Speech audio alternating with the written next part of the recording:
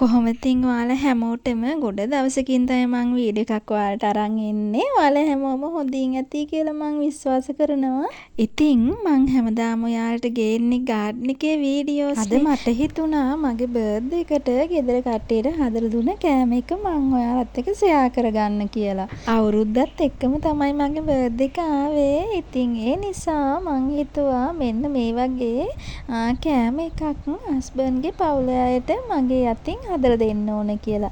ඒ නිසා ඉතින් මට හිතුණා ඒක ඔයාලත් එක්ක ෂෙයා කරගත්තා නම් හොඳයි කියලා. එහෙනම් මේ වීඩියෝ එකත් එක්ක දිගටම ඉන්න කියලා ඔයාලට ආදරයෙන්ම මතක් කරනවා. මේ තියෙන්නේ මම අද හදාගත්ත කෑම ටික.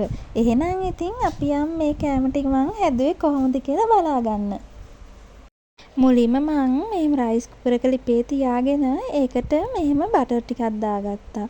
ඉතින් මේකට පුළුවන් තෙල් උනත් දාගන්න. මම ඉතින් අර රස වැඩි කරගන්න ඕන නිසා තමයි මෙහෙම බටර් ටිකක් දාගත්තේ.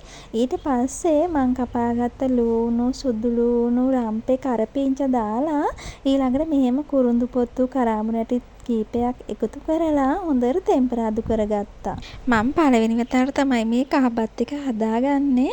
ඉතින් ඇත්තටම මේක රසට වගේම ගොඩාක් සුවඳට ආවා. ඔයාලත් ඉතින් හදලා බලන්න. ඇත්තටම මේක මාරම රසට තිබ්බා. මම අද බාස්මති හාල් තමයි ගත්තේ මේ කහපත් එක හදාගන්න. ඔයාලට පුළුවන් ඉතින් ඔයාලා කැමති ඕනම හාල් జాතියක් ගන්න. මම ඉතින් බාස්මති තිබ්බ නිසා බාස්මති වලින් හදනවා කියලා හිතාගත්තා. මුලින්ම මම හාල් ටික හොඳට හොදලා පෙරෙන්න තිබ්බා විනාඩි 15ක් විතර. ඊට පස්සේ තමයි මම ටෙම්පරාදු කරගන්න ගත්තේ.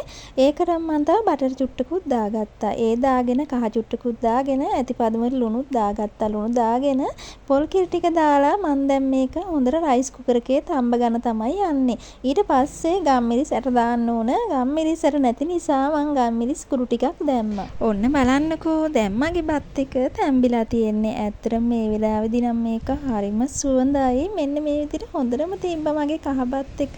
ඔන්න ඉතින් මං කහබත් එකට චිකන් ටිකකුත් හදාගන්න තමයි හදන්නේ. මේ විදිහට ලුණු, ගම්මිරිස්, මිරිස් කුඩු 3-5 කුඩු, බැදුපු මිරිස් කුඩු, බැදපු 3-5 කුඩු ටික දාලා හොඳට මෙහෙම අනලා තියන්න. විනාඩි 10ක් විතර අනලා තිබ්බහම මේක හරිම රසට එනවා. ඔයාලා ළඟ සෝයි සෝස් තියෙනවා නම් ටිකකුත් දාගන්න. එතකොටත් හොඳ රසක් එනවා චිකන් එකට. දැන් ඉතින් මම මේක තෙල් දාගන්න තමයි යන්නේ චිකන් එක. මෙහෙම ලුණු කෑලි ටිකකුයි, සුදු ලුණුයි, රම්පේ, කරපිංචා, තක්කාලි ගෙඩියකුත් දාලා හොඳට ටෙම්පරාදු වෙන්න තියලා ඊට පස්සේ මම ඉතින් ඒ චිකන් එක දාගත්තා. ඇත්තටම ඉතින් ඔයාලත් චිකන් මේ විදිහට හදලා බලන්න. හරිම රසට තිබ්බා මේ චිකන් එක. චිකන් ඉතින් හදන ක්‍රම ගොඩාක් තියෙනවනේ. මේ ඉතින් මං හදන විදිහ. මං ඉතින් කරන්නේ චිකන් එක තෙලට දාලා විනාඩි 10ක් විතර මෙහෙම තිනවා. එතකොට චිකන් එකේ තියෙන වතුරු ටික ඒකට උනලා හොඳ රසට තියෙනවා. චිකන් තෙලේ ටෙම්පරාදු වෙලා. ඉතින් අවශ්‍ය වුණොත් තව වතුර චූට්ටක් විතර දාගන්න පුළුවන්.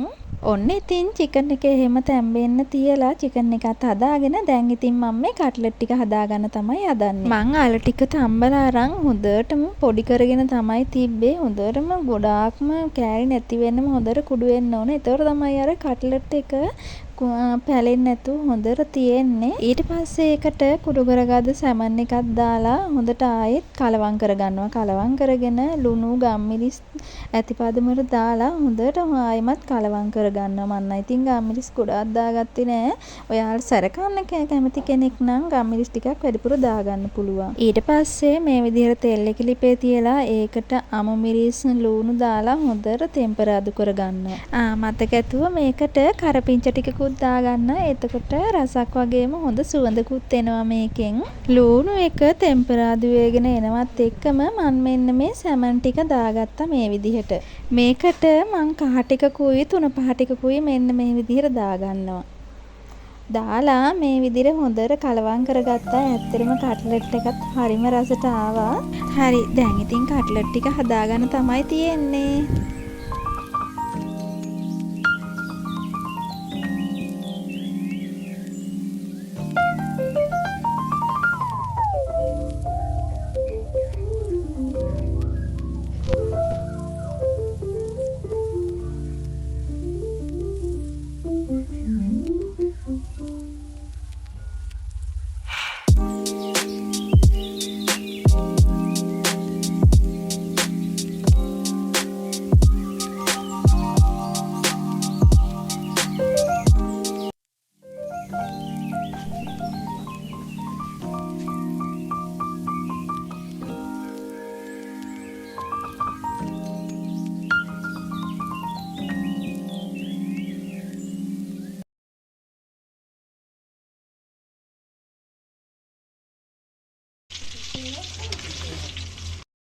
ඔන්න ඔය විදිහට කට්ලට් ටිකත් මං ඔක්කොම ටික හදාගත්තා.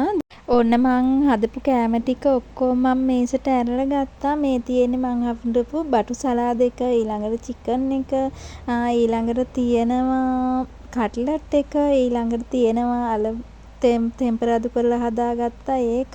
මේ තියෙන්නේ මං බ්‍රාස්මති වලින් හදාගත්ත කහබත් එක. ඒ වගේම මේ තියෙන්නේ මාළු එක. මෙන්න මේ ටික තමයි මං අද කහබත් එකට හදාගත්තේ. මට ඔයාලට පෙන්නන්න බැරුණානේ මගේ අලබැදුමයි. එතකොට වම්බරු සලාද එකයි අනේ දෙක මට වීඩියෝ කරගන්න හම්බුන්නේ නැහැ. ඒ මට අද ගොඩාක් සතුටුයි. මට කෑම වේලක් ගෙදර අයට හදලා දෙන්න හම්බ වුණානේ. ඒ නිසා මට ගොඩාක් සතුටුයි. ඉතින් එහෙනම් කාලම් බලමු බත් එක රසට තියෙනවද කියලා.